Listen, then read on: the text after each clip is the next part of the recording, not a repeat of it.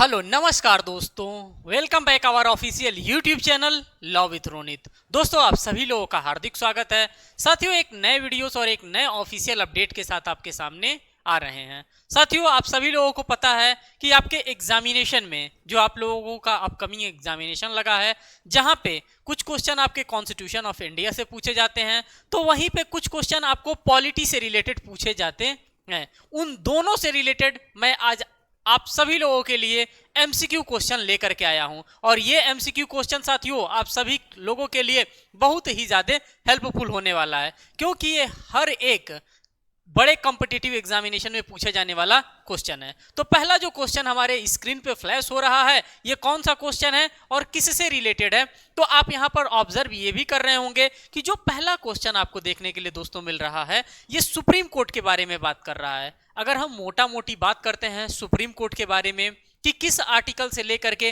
किस आर्टिकल के बीच में हमारा पूरा का पूरा सुप्रीम कोर्ट फॉल करता है, तो साथियों आप सभी लोग कहीं ना कहीं आप इससे परिचित होंगे कि आर्टिकल नंबर 124 से लेकर के आर्टिकल नंबर 147 के बीच में हमारा सुप्रीम कोर्ट का जो क्लास है वो वहां पे उसको रखने का काम किया गया है। जो उसका रेंज है उसी के अंतर्गत वो रखने का काम किया गया है। उसमें बताया गया है कि सुप्रीम कोर्ट ऑफ इंडिया का जो चीफ जस्टिस होगा उसकी नियुक्ति किस तरह से होती है, एडॉक जजेस के बारे में बताया गया है, फिर हम एसएलपी के बारे में वहां पर देखते हैं, फिर एडवाइजरी जुरिस्डिक्शंस के बारे में देखते हैं, कोर्ट ऑफ रिकॉर्ड्स के बारे में देखते हैं। तो इन तमाम चीजों को हम आर्टिकल नंबर 124 से लेकर के आर्टिकल नंबर 147 तक देखते हैं। आगे की हम बात करते हैं तो आर्टिकल नंबर 148 से लेकर के आर्टिकल नंबर 151 तक हमारा कह के चलता है कंट्रोलर एंड ऑडिटर जनरल चलता है। तो आज हम इस क्वेश्चंस के माध्यम से देखने वाले हैं, एक एक चीजों को हम यहाँ पे ऑब्जर्व करेंगे और समझने का प्रयास करेंगे कि ये क्वेश्चंस आप सभी लोगों के लिए क्या कहना चाहता है। तो क्वेश्चन जो कहना चाहता है, पहले क्वेश्चन को देखिए, in Indian political system which one is supreme. अगर हम पॉलिटिकल सिस्टम की बात करते हैं तो हमारे लिए सबसे ज्यादा सुप्रीम क्या है। आप ये भी देख सकते हैं कि ये यूपी पीसीएस मेन एग्जामिनेशन 2013 का भी क्वेश्चन रहा, साथ ही साथ आप देख सकते हैं 45th बीपीएससी प्रिलिमिनरी एग्जामिनेशन का भी क्वेश्चन रहा। तो मान लीजिए कि हम एज अ लॉ स्टूडेंट आप सभी लोगों से ये पूछना चाह रहे हैं, ये क्वेश्चन पूछना चाह रहा है कि अगर हम देखते हैं इंडिया के परिप्रेक्ष्य में, कि इंडिया के परिप्रेक्ष्य में अगर हम पॉलिटिकल सिस्टम को देखना चाहते हैं तो सबसे ऊपर हमको क्या देखने के लिए मिल रहा है, तो सबसे अगर हमें सुप्रीम कुछ देखने के लिए मिलता है तो क्या वो सुप्रीम कोर्ट ऑफ इंडिया हमको सबसे सुप्रीम हमारे देश का है? तो बिल्कुल ऐसा तो हम लोगों ने नहीं देखा, क्योंकि हमने ऑलरेडी इसके रेंज के बारे में डिस्कशन करने का काम किया है कि इसका एक छोटा सा पार्ट है आर्टिकल नंबर 124 से लेकर के आर्टिकल नंबर 147 के बीच में ये फॉल करता है, तो ये तो नहीं हो सकता। साथ ही साथ यहाँ पे आ रहा है द कॉन्स्टिट्यूशन की बात करता है, इसको अभी हम होल्ड पे रखते हैं। ऑप्शन नंबर जो बी आपके सामने फ्लैश कर रहा है, ऑप्शन नंबर सी को भी हम यहाँ पे रीड आउट करने का काम करेंगे कि ऑप्शन नंबर सी आप सभी लोगों के लिए क्या कह रहा है। ऑप्शन नंबर सी कह रहा है द पार्लियामेंट का काम आप सभी लोगों को पता है कि पार्लियामेंट क्या होता है, ये लॉ मेकिंग बॉडीज होता है, ये लॉ बनाने का, ये नियम और कानून बनाने का काम करता है। तो ये तो सुप्रीम हो नहीं सकता, ना ये सुप्रीम है ना ये सुप्रीम है। साथ ही साथ अब रिलीजन्स की हम बात कर लेते हैं, तो रिलीजन जब हम फंडामेंटल राइट्स की बात करते हैं, पार्ट 3 की बात करते हैं, तो आर्टिकल नंबर 25 से लेकर के आर्टिकल नंबर 28 का जो रेंज होता है उसमें हमें रिलीजन्स के बारे में देखने के लिए मिलता है। तो यहां पे भी आपको ये भी नहीं देखने के लिए मिल रहा है, जब तीनों ऑप्शंस को आप लोगों के द्वारा एलिमिनेट कर दिया गया तो सबसे सुप्रीम की अगर हम बात करते हैं तो कौन सबसे सुप्रीम होता है? We the people of India. Preamble कहीं ना कहीं आपको याद आ रहा होगा, और जब जब प्रियम्बल याद आएगा तब तब हमारे लिए सुप्रीम क्या होगा? हमारे लिए सुप्रीम हमारा भारत का संविधान होगा। कोई भी लॉ, अगर ये पार्लियामेंट जी हैं, अगर पार्लियामेंट के द्वारा कोई भी लॉ बनाया जा रहा है, वो लॉ को किससे डेरोगेट नहीं करना चाहिए? तो इस संविधान से डेरोगेट नहीं करना चाहिए। अगर डेरोगेट करेगा संविधान से तो संविधान के पास पावर है, कौन सा पावर है? तो आर्टिकल नंबर 13 हमारे पास एज अ पावर के रूप में बन रहा है। क्या कहता है आर्टिकल नंबर 13? आर्टिकल नंबर 13 कहता है लॉ इनकॉन्सिस्टेंट और डेरोगेशंस विथ फंडामेंटल राइट्स।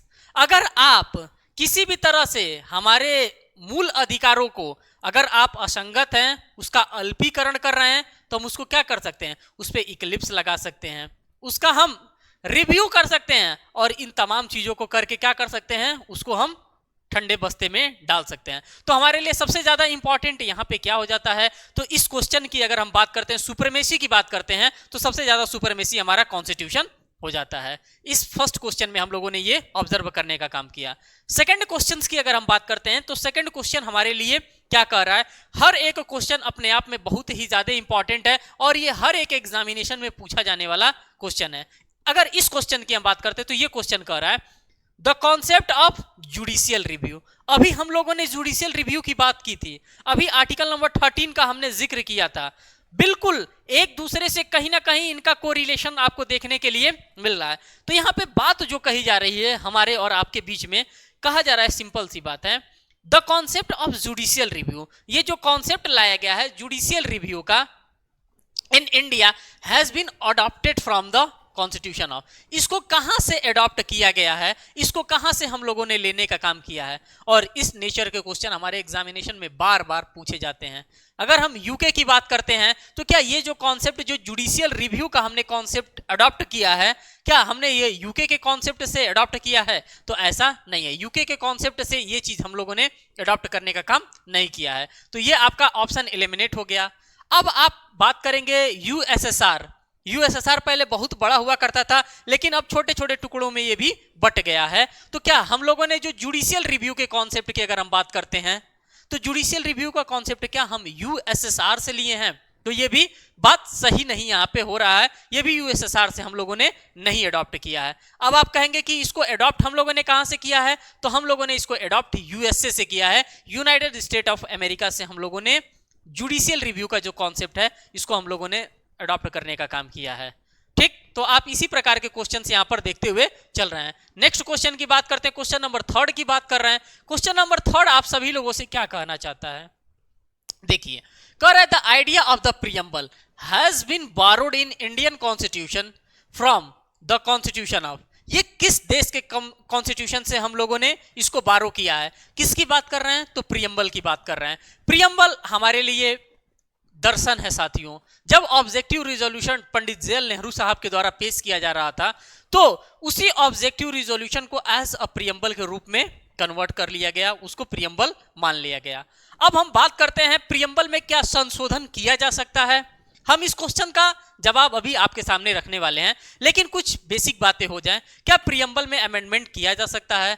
आप कहेंगे किसी का मत होगा किया जा सकता है, किसी का मत है कि नहीं किया जा सकता है, लेकिन सुप्रीम कोर्ट का मत यहां पे है कि हाँ, सुप्रीम कोर्ट ने कहा है कि आप प्रीएम्बल में अमेंडमेंट कर सकते हैं, धूमधाम से कर सकते हैं, लेकिन उसके बेसिक स्ट्रक्चर के साथ आप खिलवाड़ नहीं कर सकते हैं। अब आप कहेंगे साहब ये बेसिक स्ट्रक्चर क्या है, तो मैं फिर आपको लेकर के जाऊंगा Keshavananda Bharati versus state of Kerala के जजमेंट में, और उसी Keshavananda Bharati versus state of Kerala के जजमेंट में कहा गया था कि आप पूरे संविधान को अमेंड कर सकते हैं। पूरे संविधान को अमेंड करने का पावर कौन रखता है?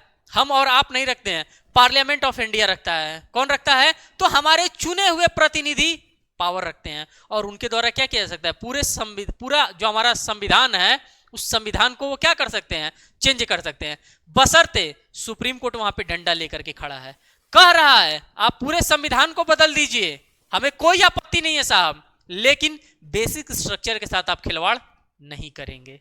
अब पार्लियामेंट परेशान हो गया कि ये बेसिक स्ट्रक्चर क्या होता है, किसको बेसिक स्ट्रक्चर कहते हैं। सुप्रीम कोर्ट के पास गया, भाई साहब हमको बता दीजिए कि बेसिक स्ट्रक्चर क्या होता है, किसको आप बेसिक स्ट्रक्चर कह रहे हैं। सुप्रीम कोर्ट ने कहा बेसिक स्ट्रक्चर होता है, जब जब समय आएगा तब तब हम बताएंगे कि किसको हम बेसिक स्ट्रक्चर कहते हैं। अब बात करते हैं थोड़ी सी प्रीएम्बल की। प्रीएम्बल की बात जब हम करते हैं, तो यही एपेक्स कोर्ट ऑफ इंडिया की अगर हम बात करते हैं, इसी सुप्रीम कोर्ट ऑफ इंडिया की बात करते हैं, तो हमको केस लॉ देखने के लिए मिलता है, इन रे बेरूबरी यूनियन का मामला देखने के लिए मिलता है, और उस मामले में सुप्रीम कोर्ट ने सिरे से नकार दिया था कि प्रीएम्बल हमारे कॉन्स्टिट्यूशन का पार्ट है। लेकिन फिर समय आता है 1973 का, और उसी Keshavananda Bharati versus state of Kerala के जजमेंट में सुप्रीम कोर्ट ने कहा कि प्रीएम्बल कॉन्स्टिट्यूशन ऑफ इंडिया का पार्ट है। तो ये पूरा का पूरा इसके पीछे की कहानी है, और ये कहानी हर एक लॉ स्टूडेंट्स को, हर एक कॉम्पिटिटिव एग्जामिनेशन जो भी फेस कर रहा है, उन सभी स्टूडेंट्स को ये बातें पता होनी चाहिए। अब आते हैं हम इसके आंसर का पता लगाने के लिए कि इसका आंसर हमें कहां देखने के लिए मिलेगा। तो क्या ये जो हम लोगों ने प्रियम्बल टर्म हम लोगों ने बारो किया है, क्या ये हम इटली से बारो किए हैं? ऐसा तो बिल्कुल नहीं है, ऐसा तो किसी ने भी नहीं कहा कि ये इटली का कॉन्सेप्ट है प्रियम्बल की। अगर हम बात करते हैं प्रियम्बल हम लोगों ने इटली से बारो नहीं किया। आप कहेंगे कि क्या इसको हम लोगों ने फ्रांस से बारो किया? मैं चिल्ला के कहूंगा कि नहीं नहीं नहीं नहीं, फ्रांस का भी ये मामला नहीं है, फ्रांस से भी हमने इसको बारो नहीं किया। साथ ही साथ अब हमारे पास कनाडा ऑप्शन आ रहा है, कनाडा से भी हम लोगों ने इसको बारो करने का काम नहीं किया। अब हमारे पास लास्ट ऑप्शन आ रहा है, जब हम लोगों ने 3 ऑप्शंस ऑलरेडी एलिमिनेट कर दिए तो हमारे पास बचा चौथा ऑप्शन, जो कि यूएसए के रूप में हमको देखने के लिए मिल रहा है, यूनाइटेड स्टेट ऑफ अमेरिका के रूप में हमें देखने के लिए मिल रहा है। और यही हमारा ऑप्शन जो होगा साथियों यहाँ पे 100% करेक्ट ऑप्शन होने वाला है। तो तीसरे का डी वाला यहाँ पे करेक्ट आंसर होने वाला है। तो हम लोग इसके पीछे के लॉजिक को भी समझते हुए चल रहे हैं, साथ साथ एमसीक्यू तो यहाँ पे सॉल्व कर ही रहे हैं। आपको इसके पीछे का जो भी गणित है उन सभी गणित को आपको समझने की आवश्यकता है। अब आप यहाँ पर देखिए नेक्स्ट जो आपके पास क्वेश्चन आ रहा है, ये नेक्स्ट क्वेश्चन आप सभी लोगों से क्या कहना चाहता है? ये कह रहा है the concept of a union of state in the India constitution has been derived from. अब जो ये बात कहना चाहता है, कहना क्या चाहता है? ये कहना चाहता है यूनियन ऑफ स्टेट। किसकी बात कर रहा है? Union of state in India, in Indian constitution की अगर हम बात करते हैं, इसको कहां से हम लोगों ने डिराइव किया है, इसको हम लोगों ने कहां से लेने का काम किया है? तो अब इसके बारे में भी हम देख लेते हैं। तो क्या ये चीजें हम लोगों ने the American declaration of independence से ये चीजें हम लोगों ने अडॉप्ट किया है? तो ऐसा बिल्कुल भी नहीं है कि ये जो कॉन्सेप्ट है a union of state in the Indian constitution has been derived from, कहां से? तो ये इससे तो हम लोगों ने लिया नहीं है। अगर हम इसी के बी ऑप्शंस के पास चलते हैं तो बी ऑप्शन इसका क्या कहता है? कह रहा है द ऑस्ट्रेलियन कॉन्स्टिट्यूशन। तो इसको हम लोगों ने ऑस्ट्रेलियन कॉन्स्टिट्यूशन से भी नहीं अडॉप्ट किया है, हम लोगों ने इसको कहां से अडॉप्ट किया है? तो हमारा जो करेक्ट आंसर होगा साथियों, ये सी वाला करेक्ट आंसर यहां पे मार्क किया जाएगा।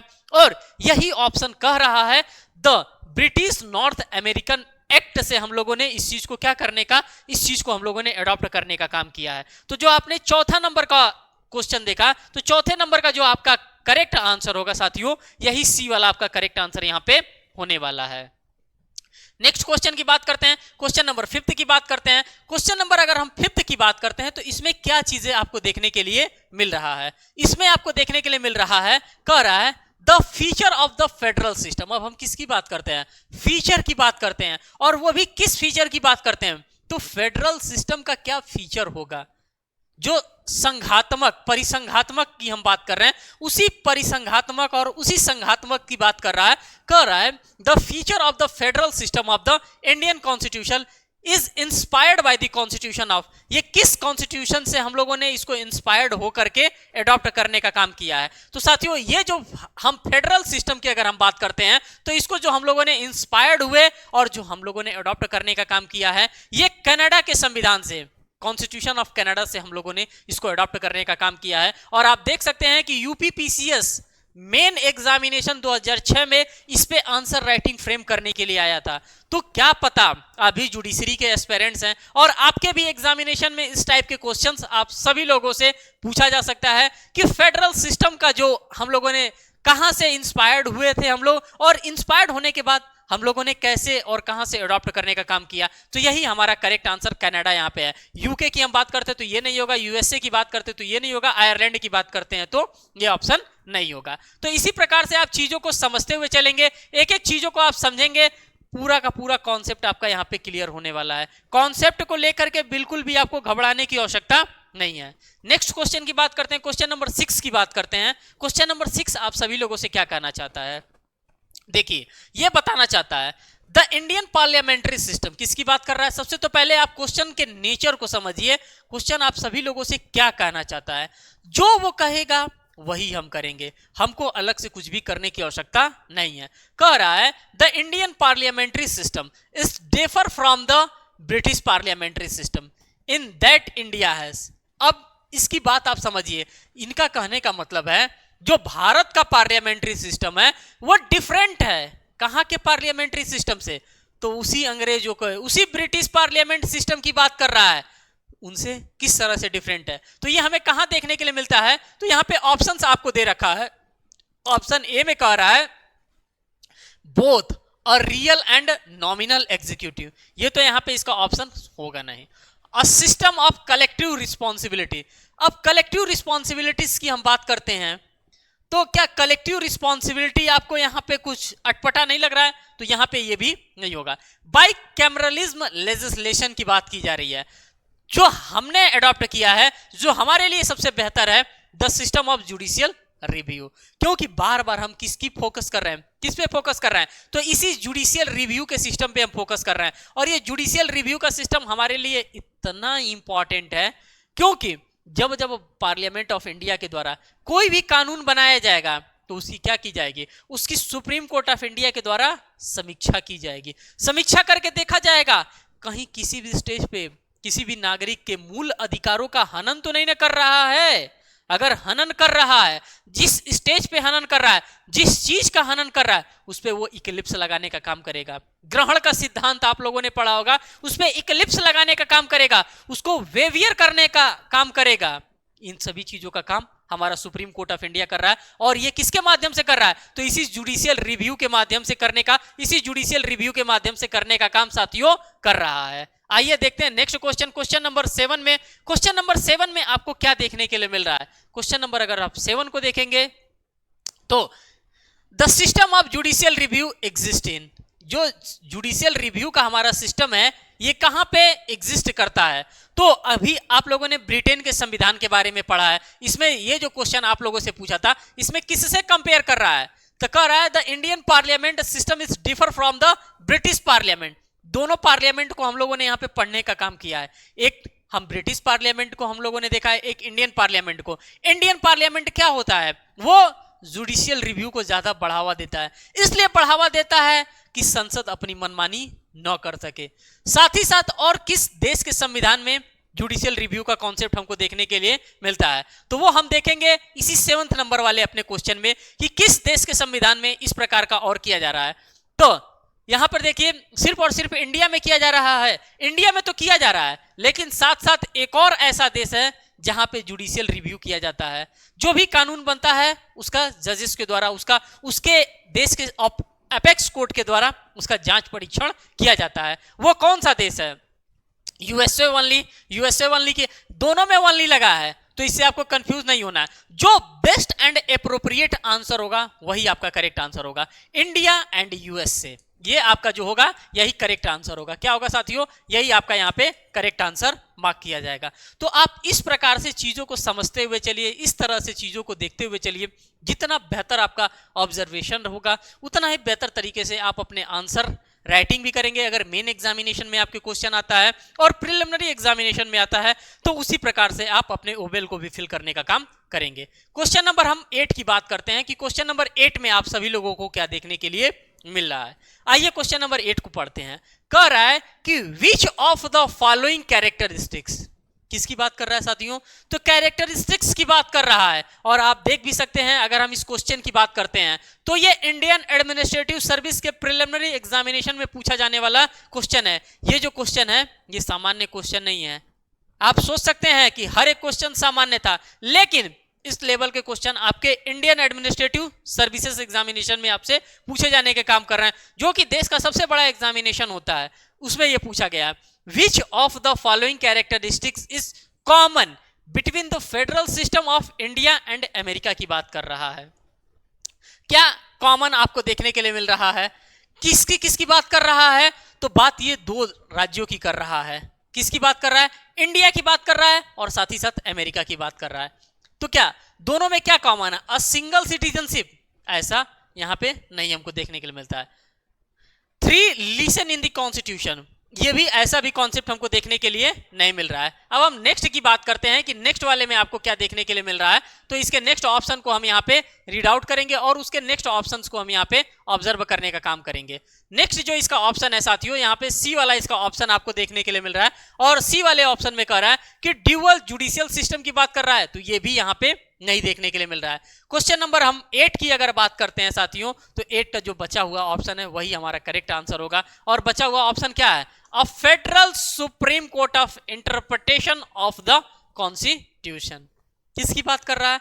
अ फेडरल सुप्रीम कोर्ट की बात कर रहा है। और ये जो फेडरल सुप्रीम कोर्ट होता है साथियों, ये क्या करता है, ये इंटरप्रिटेशन करता है, निर्वचन करता है कानूनों का, कानूनों की देखभाल करता है, कानूनों को समझने का काम करता है कि नहीं ये जो कानून बनाया जा रहा है हमारे पार्लियामेंट के द्वारा, हमारे संसद के द्वारा, ये किस हद तक हमारे जनता के लिए फायदेमंद है। अगर फायदेमंद है तो अच्छी बात है, फायदेमंद नहीं है तो इसको हटाने का काम भी सुप्रीम कोर्ट ऑफ इंडिया के द्वारा ही किया जा सकता है। तो ये सारी चीजों को हमको देखने के लिए मिलता है। नेक्स्ट क्वेश्चन की हम बात करते हैं, क्वेश्चन नंबर 9 की हम बात करते हैं। क्वेश्चन नंबर 9 में आप सभी लोगों से क्या कहा जा रहा है, इसको आप देखिए।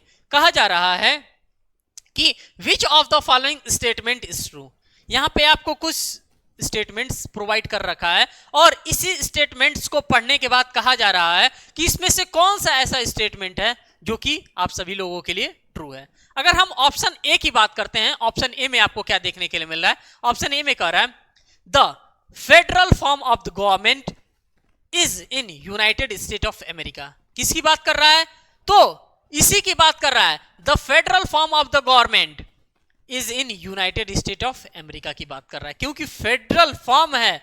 किसका फेडरल फॉर्म है, तो गवर्नमेंट का। कहां पे फेडरल फॉर्म है गवर्नमेंट का, तो यूनाइटेड स्टेट ऑफ अमेरिका में है। और यही इसका जो करेक्ट आंसर मार्क किया जाएगा। अगर हम क्वेश्चन नंबर 9 की बात करते हैं तो ए वाला इसका करेक्ट आंसर मार्क किया जाएगा। ऑप्शन नंबर बी को भी हमें देखने की आवश्यकता है। ऑप्शन बी क्या कह रहा है, कह रहा है the government of India is federal and unitary both. ये ऐसा नहीं है। द गवर्नमेंट ऑफ फ्रांसीसी इज द फेडरल फॉर्म, ये भी नहीं है। The prime minister of Pakistan is appointed by the people, ये भी नहीं है। तो ऐसा ऑप्शंस दे रखा है, आप भी देख सकते हैं कैसे कैसे ऑप्शंस यहाँ पे दे रखा है। क्वेश्चन नंबर अगर हम 10 की बात करते हैं तो क्वेश्चन नंबर 10 यहाँ पर देखिए क्या कह रहा है, कह रहा है कि कंकरेंट लिस्ट की बात कर रहा है। साथियों जब जब हम पढ़ते हैं स्केड्यूल्स की बात करते हैं तो वहां पे हमें लिस्ट देखने के लिए मिलता है, तो उसी लिस्ट की बात कर रहा है, कंकरेंट लिस्ट की बात कर रहा है। हमारे पास स्केड्यूल नंबर 7 आता है और उसमें 3 टाइप के लिस्ट के बारे में हमको बात करता है। एक यूनियन लिस्ट की बात करता है, एक सेंट्रल लिस्ट की बात करता है, और जो तीसरा बात करता है वो कंकरेंट लिस्ट की बात करता है। तो हम इसी कंकरेंट लिस्ट के पास खड़े रहेंगे और इसी कंकरेंट लिस्ट से रिलेटेड हमारे पास क्वेश्चन पूछे जा रहे हैं। कहा जा रहा है concurrent list including Indian constitution is given by. ये जो कंकरेंट लिस्ट का प्रावधान है, ये जो प्रोविजन है, हम लोगों ने इसको कहां से अडॉप्ट करने का काम किया है। और आप देख सकते हैं कि कहां के एग्जामिनेशन में, झारखंड पीसीएस प्रिलिमिनरी एग्जामिनेशन 2003 में आप सभी लोगों से ये क्वेश्चन पूछे जाने का काम किया गया था। यहां पे जो ऑप्शन पहला दे रहा है, कह रहा है द सोवियत यूनियन से। क्या जो हम लोगों ने कंकरेंट लिस्ट का जो हम लोगों ने अडॉप्टेशन किया है, क्या ये हमने सोवियत यूनियन से किया है, तो ऐसा तो नहीं है कि ये चीज हम लोगों ने सोवियत यूनियन से अडॉप्ट किया, ऐसा बिल्कुल नहीं है। बात करते हैं नेक्स्ट कि ये कहां से, ये ऑस्ट्रेलिया से हम लोगों ने अडॉप्ट किया है। अगर हम कंकरेंट लिस्ट की बात करते हैं तो जो कंकरेंट लिस्ट हमारे यहाँ एग्जिस्ट करता है सेम एज यूजुअल ऑस्ट्रेलिया में भी करता है। तो ये चीजें हम लोगों ने कहां से अडॉप्ट करने का काम किया है, तो ये ऑस्ट्रेलिया के संविधान से हम लोगों ने अडॉप्ट करने का काम किया है। ना इटली से किया है, ना कनाडा से किया है। आगे चलते हैं, नेक्स्ट क्वेश्चन की बात करते हैं। क्वेश्चन नंबर 11 में आइए और क्वेश्चन नंबर 11 को ऑब्जर्व करिए। ये क्या कहना चाहता है, ये कहना चाहते हैं भाई साहब the idea of the concurrent list. फिर आइडिया की बात आ गई। जब जब आइडिया की बात आएगी तब तब हम कंकरेंट लिस्ट की बात करेंगे, और जब जब कंकरेंट लिस्ट की बात करेंगे तब तब हम कहीं ना कहीं ऑस्ट्रेलिया के पास ही जाएंगे। ऑस्ट्रेलिया से ही हम लोगों ने इसको क्या किया है, अडॉप्ट करने का काम किया। क्योंकि अभी प्रीवियस क्वेश्चन में हम लोगों ने देखा है, यहीं पर हम लोगों ने देखा है the concurrent list included in India constitution is given by the Australia. और ये 2003 के एग्जामिनेशन में ये क्वेश्चन आप लोगों से पूछा गया था, खास करके झारखंड जुडिशरी में। अगर हम यहीं पर आते हैं और इसी सेम क्वेश्चन को, इसी कंकरेंट लिस्ट, हमारा मेन क्वेश्चन यही है, बाकी तो वो बात बनाने के लिए वर्डिंग्स दिया है। जो मेन हमारा फोकस है, जो मेन क्वेश्चन है वो यही कंकरेंट लिस्ट है। और इसी कंकरेंट लिस्ट से देखिए मेन एग्जामिनेशन में, खास करके यूपी पीसीएस के एग्जामिनेशन में, मेन एग्जामिनेशन में 2014 में, 12 में और 2011 में कंटिन्यूअसली 3 बार कंकरेंट लिस्ट से रिलेटेड क्वेश्चन पूछ दिया है।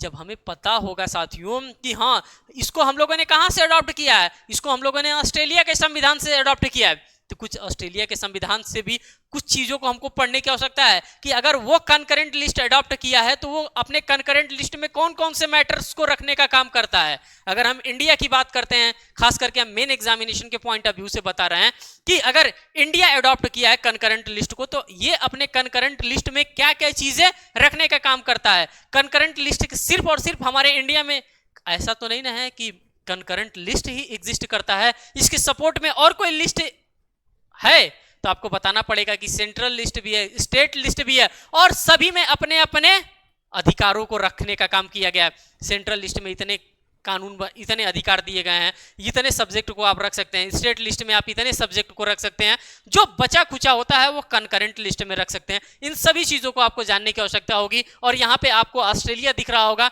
यही आपका 11th नंबर का सी वाला करेक्ट आंसर होगा। ऑस्ट्रेलिया की हम बात यहाँ पे कर रहे हैं। नेक्स्ट क्वेश्चन की हम बात करते हैं, क्वेश्चन नंबर 12 की बात करते हैं। क्वेश्चन नंबर 12 में आप सभी लोगों से क्या कहा जा रहा है? कहा जा रहा है the framers of the constitution of India borrowed the concept of the concurrent list described in the 7th schedule from the constitution।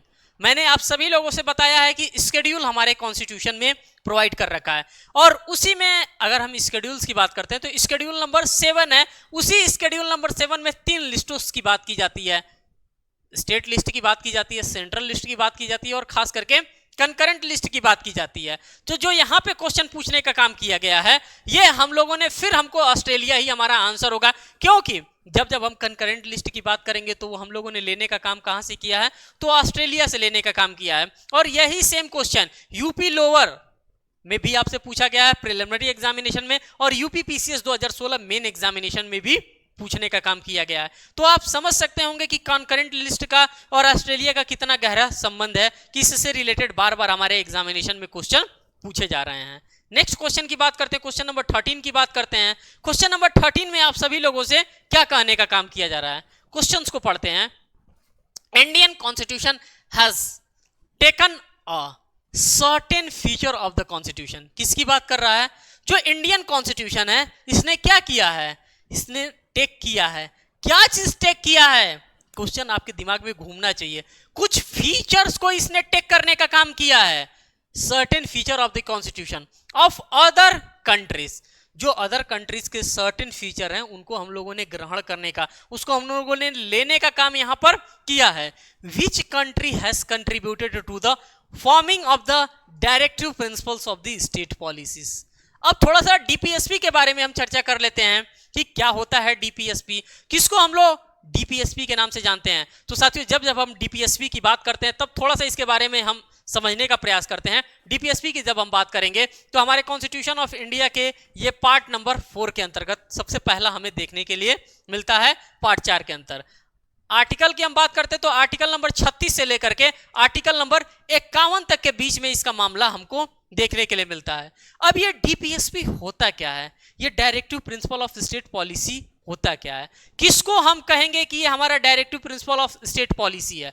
तो साथियों जब सरकार, राज्य सरकार कुछ ना कुछ करेगी, केंद्र सरकार कुछ ना कुछ करेगी, तो जनता की भलाई के लिए ही करेगी, जनता को हित में रख करके ही कार्य करेगी। ये जो हमको यहां पर मिला है, जो हम डीपीएसपी की बात कर रहे हैं, directive principle of state policy की बात कर रहे हैं, अगर सरकार के पास उचित संसाधन है तो सरकार हमारे अपलिफ्टमेंट का काम करेगी, हमें बढ़ावा देने का काम करेगी। अगर सरकार के पास संसाधन नहीं है तो हम इसको लेकर के सुप्रीम कोर्ट ऑफ इंडिया में जाकर के नहीं कह सकते हैं कि साहब हमारा तो जो डीपीएसपी दिया गया है, डीपीएसपी का पालन ही नहीं कर रही है सरकार, आप उसके लिए केस कर दीजिए। केस इसके लिए नहीं किया जा सकता है, डीपीएसपी के लिए केस नहीं किया जा सकता है। केस किसके लिए किया जा सकता है? तो आपके फंडामेंटल राइट्स का अगर किसी भी प्रकार से वायलेशन हो रहा है तो उस फंडामेंटल राइट के वायलेशन पे क्या किया जा सकता है, वहां पर ले जाकर के केस किया जा सकता है। 5 प्रकार के रिट्स होते हैं, उस रिट को इशू आप करवा सकते हैं। लेकिन डीपीएसपी की हम बात करते हैं, directive principle of state policies की बात करते हैं, तो directive principle of state policies को आप कोर्ट ऑफ लॉ में ले जा करके चैलेंज नहीं कर सकते हैं, ये इसका ड्रॉबैक है। लेकिन जब सरकार कानून बनाती है, कोई नई इनोवेशन लेकर के आती है, तो राज्य का जरूर ध्यान रखती है कि राज्य में क्या क्या कमी है। अपलिफ्टमेंट की बात करते हैं, फ्री लीगल एड की बात करते हैं, या फिर जो हम लोग शिक्षा के बारे में बात करते हैं, इन सभी चीज़ों को वहाँ पर देखने का काम किया जाता है। इसी डीपीएसबी में पूरा का पूरा पंचायती राज को हम देखने का काम करते हैं, पूरा पंचायत को हम देखते हैं आर्टिकल नंबर 40 के अंतर्गत। तो इन तमाम चीज़ों को हम यहाँ पर इसी डायरेक्टिव प्रिंसिपल में देखने का काम करते हैं। और ये हम लोगों ने अडॉप्ट कहाँ से किया है, इसके बारे में भी हमें जानकारी होनी चाहिए। तो इसको हम लोगों ने अडॉप्ट आयरलैंड के संविधान से करने का काम किया है। और आप देख सकते हैं कि ये कितनी बार किस किस एग्जामिनेशन में पूछे जाने का काम किया गया है, खास करके इनके प्रिलिमिनरी एग्जामिनेशन में। क्वेश्चन नंबर 14 की बात करते हैं। क्वेश्चन नंबर 14 आप सभी लोगों से क्या कह रहा है कि in given representation to talent, experiences and services in the composition of the council of the state, the constitution maker of India were influenced by the example of. जो इंडिया के कॉन्स्टिट्यूएंट्स, जो संविधान बनाने वाले थे, जो संविधान मेकिंग फादर थे, वो किस चीज को लेकर के इन्फ्लुएंस हो गए थे, किसको लेकर के खास करके ज्यादा प्रभावित हो गए थे। अब इसके बारे में भी हम देखेंगे। तो यहां पर दे रहा है ऑप्शंस। पहले तो आप देख लीजिए किस किस एग्जामिनेशन में आपसे ये पूछा गया है, ये चीज आपको पता होनी चाहिए। तो किससे सबसे ज्यादा हमारे जो हमारे संविधान विधिवेता थे, जो हमारे संविधान बनाने वाले थे, किसको लेकर के सबसे ज्यादा प्रभावित हुए थे साथियों? तो वो आयरिश रिपब्लिक को लेकर के सबसे ज्यादा प्रभावित हुए थे। और यही हमारा यहाँ पे करेक्ट आंसर होगा, और ये तीनों यहाँ पे ऑप्शन रॉन्ग होंगे। तो इस प्रकार से पूरी चीजों को आप समझते हुए चलेंगे, और यही आप सभी लोगों के लिए काफी हेल्पफुल होने वाला है। नेक्स्ट की हम बात करते हैं। नेक्स्ट हमारा आ रहा है, नेक्स्ट यहाँ पे आप देखिए क्वेश्चन नंबर 20 की हम बात करते हैं। डायरेक्ट क्वेश्चन नंबर 20 हमारे पास आ गया। एक मिनट।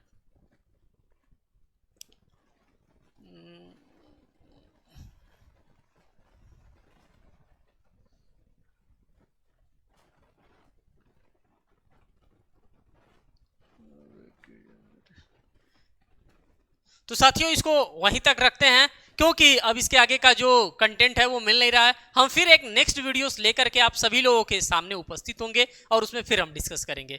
तब तक के लिए बहुत बहुत नमस्कार।